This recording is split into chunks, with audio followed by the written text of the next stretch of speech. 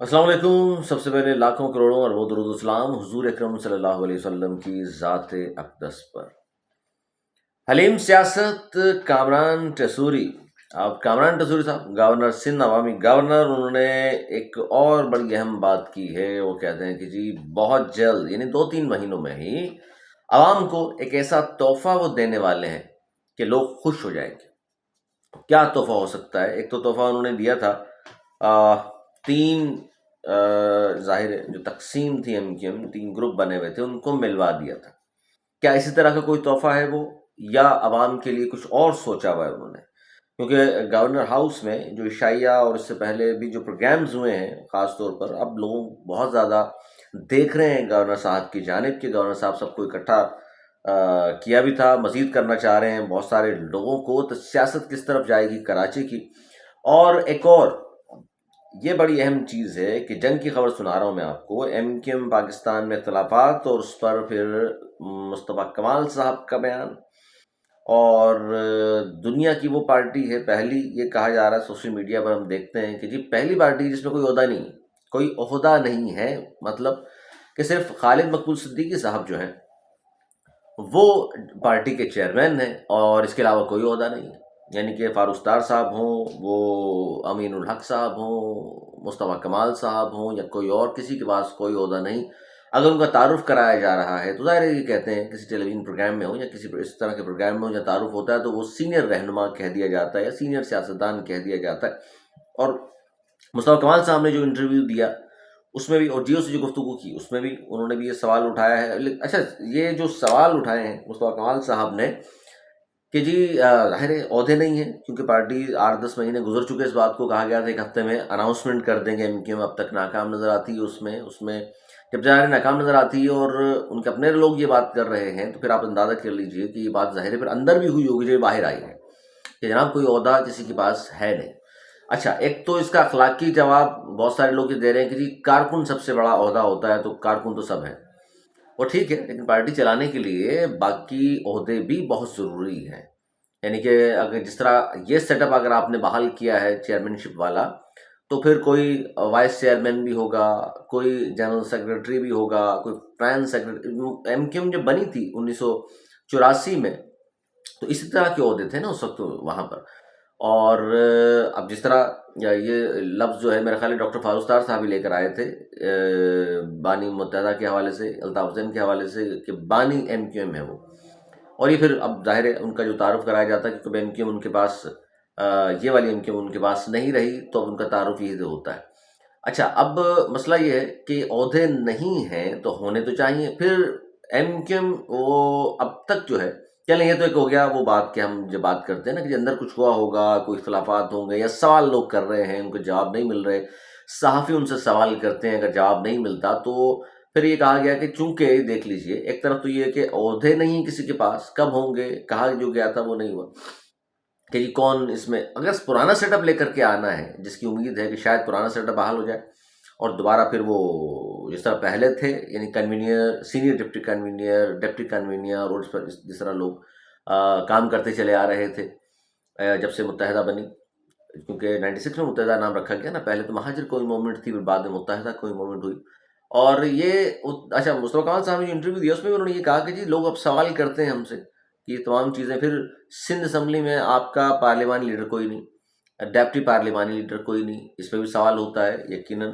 اچھا، اب جو انہوں نے گفتگو کی ہے، انہوں نے کہا جی خالد مقبول صدیقی صاحب سے کوئی لڑائی نہیں، مسائل پر مشاورت کرتے ہیں. کوئی پوچھے ایم کیو ایم میں کیا عہدہ ہے تو ہم بغلیں جھانکتے ہیں.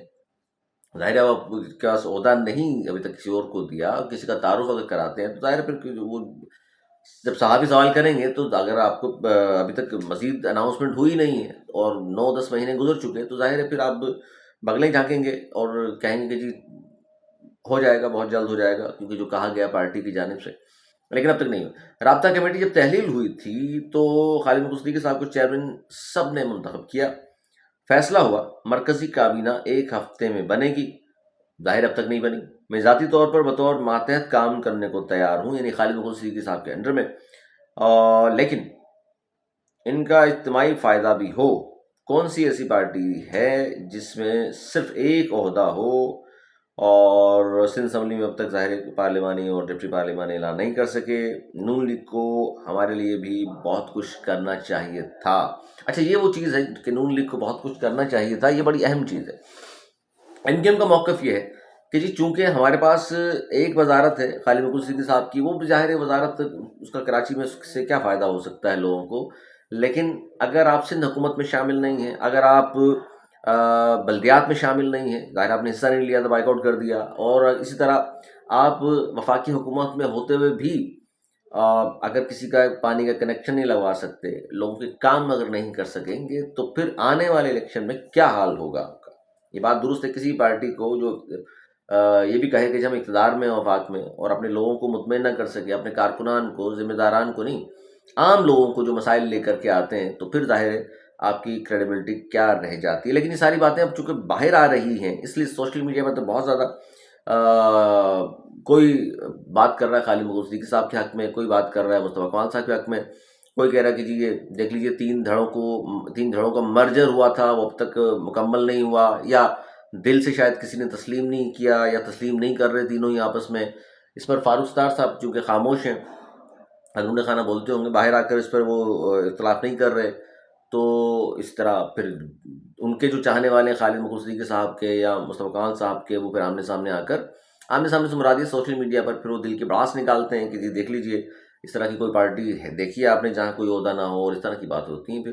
اور ظاہر یہ اختلافات جب بہت بڑھ جائیں تب باہر سوشل میڈیا اور میڈیا تک یہ بات پہنچتی ہے، لیکن یہ جو بات ہے کہ اختلاف نہیں ہے، اور صرف سوال اگر کیا جاتا ہے پارٹی میں تو اس کو اختلاف کا نام نہیں دینا چاہیے، یہ بھی درست ہے۔ لیکن اس وقت جو اہم سب سے پوزیشن ہے، اس وقت سب سے اہم جو پوزیشن ہے وہ ہے کامران ٹیسوری صاحب کی، جنہوں نے ان کو مرجر بنایا، سب کو لے کر کے آئے اور مرجر کر دیا ان کا۔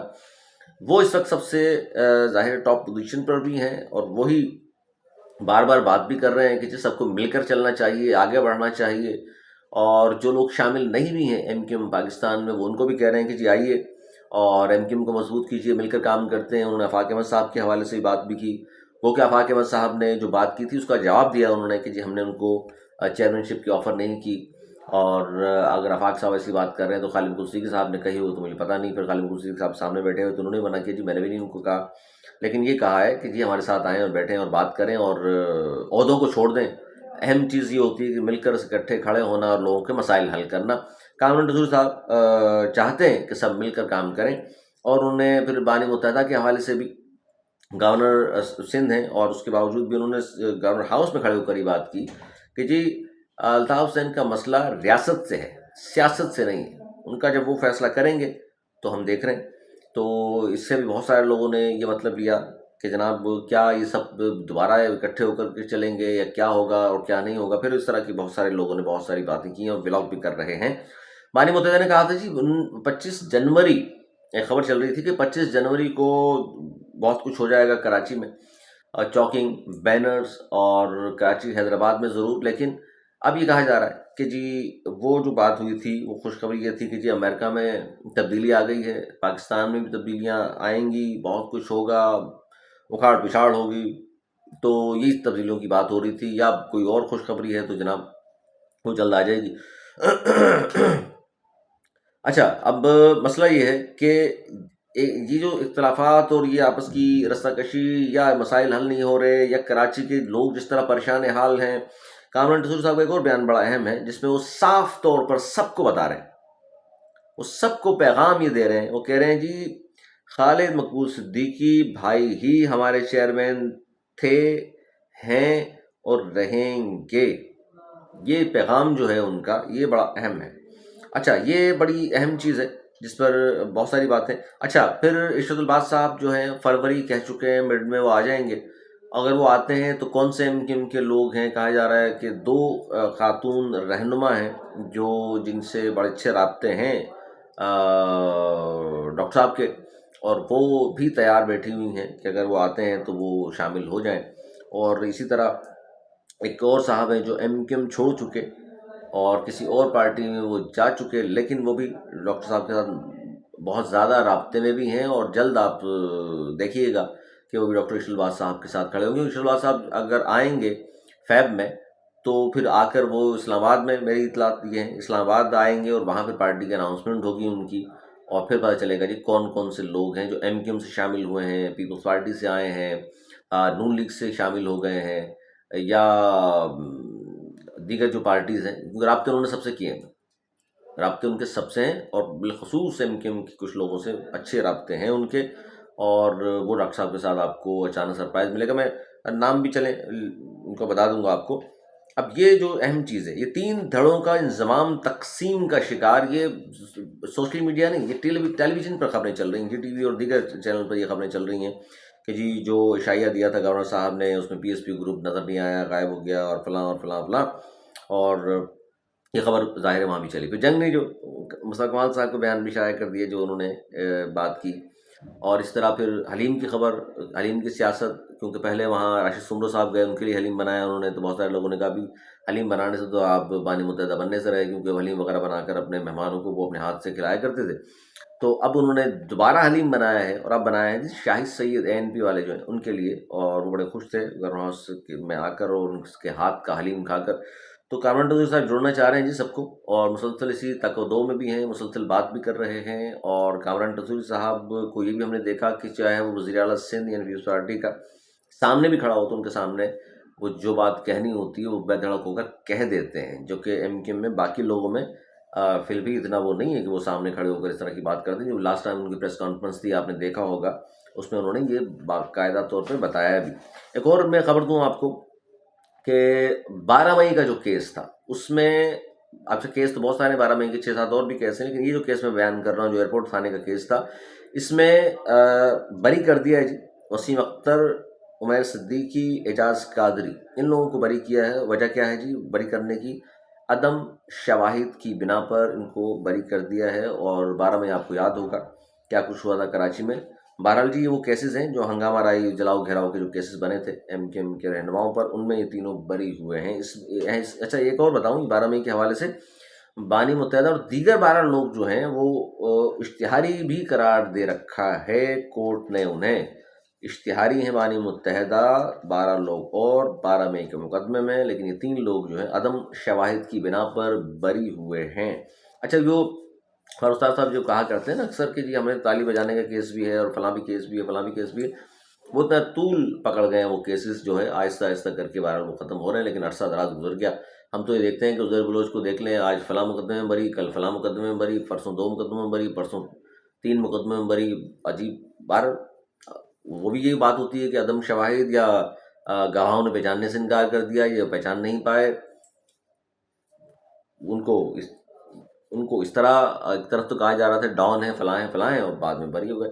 اور 12 مئی کے دار ان پہ تو کیس اتنا خاص نہیں تھا، یہ جلاؤ گہراؤ یا اس طرح کا کیس تھا جس میں وہ تینوں جو لوگ بری ہوئے ہیں، اور باقی جو میں نے اشتہاری ہیں وہ بھی آپ کو بتا دیا. لیکن اہم چیز یہ ہے کہ کراچی کی سیاست میں ہلچل ہونے والی ہے، اور ہلچل بہت جلد آپ دیکھیے گا کہ بہت کچھ تبدیل ہوگا. ملک کی سطح پر تو ہوگا ہی ہوگا، لیکن کراچی کی سطح پر بھی بہت جلد آپ تبدیلی ہوتے دیکھیں گے. میں اس خبر پہ بات نہیں کر رہا جو کہ بہت غم زدہ خبر ہے، جو کچھ ہوا کراچی میں، جو ڈکیت آتے ہیں اور مار کے چلے جاتے ہیں، جو دستگیر میں صاحب، اس اگلی ویڈیو میں اس پہ کروں گا تفصیل سے، اس کی کچھ چیزیں ہیں ہم بیان کریں گے.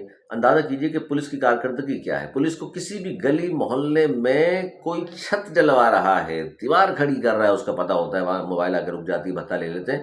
اگر نہیں پتہ تو اس بات کا نہیں پتہ ہوتا کس گلی محلے میں ڈکیت آئے ہوئے ہیں، وہ مار کر جا رہے ہیں، وہ جہاں سے بھی آئے ہیں وہاں بآسانی حفاظت سے وہاں تک پہنچ جاتے ہیں. پولیس کو نہیں پتہ چلتا یہ لوگ کون تھے.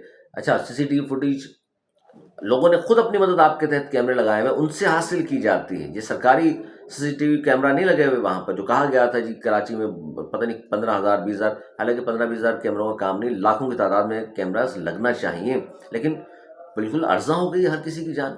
کوئی بھی شخص آتا ہے موٹر سائیکل پر بیٹھ کر، 2 لوگ آئے مار کر چلے گئے، ان کے بچے دیکھ رہے ہیں، باپ تڑپ رہا ہے سامنے، چھوٹے بچے 4-4 سال 5-5 سال کے، اپنے باپ کو اپنی آنکھوں کے سامنے ان کا دم نکل رہا ہے، تڑپ رہا ہے جس طرح. کیا ان کی ذہن پر اس کا اثر پڑے گا؟ اسی ٹراما میں بڑے ہوں گے، اور کیا وہ سوچتے ہوں گے ہمارے بارے میں، اس معاشرے کے بارے میں، حکومت کے بارے میں. اتنی اگر سوچ اس بچے اس وقت نہیں ہوگی، لیکن یہ تو دیکھ رہے ہوں گے کہ جی سب کے ماشاء اللہ باپ بھائی بہن موجود ہیں. باپ شام میں آتا ہے، اب ان کے لیے ٹافیاں لا رہا ہے، ان کے لیے کھلونے لا رہا ہے. ہمارا باپ اللہ کو پیارا ہو گیا، کیوں مار دیا؟ میرے باپ کی تو کسی سے کوئی دشمنی بھی نہیں تھی، اکلوتا تھا وہ. اب گھر میں کون کمانے والا ہے اس کے؟ کون ان کے بچوں کو سر پہ شفقت سے ہاتھ رکھے گا؟ کوئی نہیں. اور اس طرح کا یہ ایک واقعہ نہیں ہے، اکلوتا لڑکا تھا حالانکہ وہ نوجوان. یہ سازش کے تحت کراچی کے نوجوانوں کو مارا جا رہا ہے، یہ سازش کے تحت. ورنہ کوئی ایک دو لاشیں اگر گرتی، اول تو وہ بھی نہیں گرنی چاہیے، جس کی گرتی اس کے گھر سے جنازہ اٹھتا ہے نا اسی کو پتہ ہوتا ہے. لیکن اس کے باوجود بھی قرآنوں کے کانوں پہ جوں تک نہیں رینگ رہی. کوئی ایسا انتظام ابھی تک دیکھا آپ نے؟ ڈمپر روز کچل کے چلے جاتے ہیں، کوئی کیا انتظام کیا؟ اس ایس او جس علاقے میں وہ ڈمپر والا مار کر جاتا ہے، اس ایس او کے خلاف کوئی ایف آئی آر کٹی ہونا تو چاہیے کہ آج سے قانون بنا دیں آپ. یا اتنے قوانین آپ اپنے لیے بنا لیتے ہیں، اتنے ٹیکسز نئے نئے عائد کر دیتے ہیں، زور زبردستی لیتے ہیں. جس طرح گھر میں آ کر زبردستی گھس کر بچوں کو پولیو ویکسین پلا کر جاتے ہیں، اتنی ہمدردی آپ کو عوام سے. تو یہ جان جا رہی ہے بھائی نوجوانوں کی، اس کے لیے آپ کیا کر رہے ہیں؟ میں پھر کہوں گا سب لوگ خدا کے لیے ہوش کے ناخن لیں، آواز اٹھائیں اپنے حقوق کے لیے. جب تک آپ خود اپنے لیے آواز نہیں اٹھائیں گے، کوئی آپ کے لیے آواز نہیں اٹھائے گا. ہم تو یہاں سے بیٹھ کے پارا چنار، ہم تو یہاں سے بیٹھ کے چیچو کی ملیا، ہم تو یہاں سے بیٹھ کے شیخوپورہ، ہم تو یہاں سے بیٹھ کے کوئٹہ، ہم تو یہاں سے بیٹھ کے پشاور، پورے پاکستان میں سارے ہمارے بھائی بستے ہیں، پاکستانی ہیں، ہم سب کے لیے آواز اٹھاتے ہیں. کوئی نہیں اٹھاتا تو کراچی والوں کے لیے کوئی شخص آواز نہیں اٹھاتا، تو کراچی والے اپنے لیے کم از کم آواز ضرور اٹھائیں بھائی. کوئی آپ کے لیے آواز اور اٹھانے والا اگر نہیں ہے، آپ اپنے لیے سب سے پہلے آواز اٹھائیں، تو انشاءاللہ شاید حکمرانوں کو ہوش آ جائے. میری اجازت، مولانا کے بعد.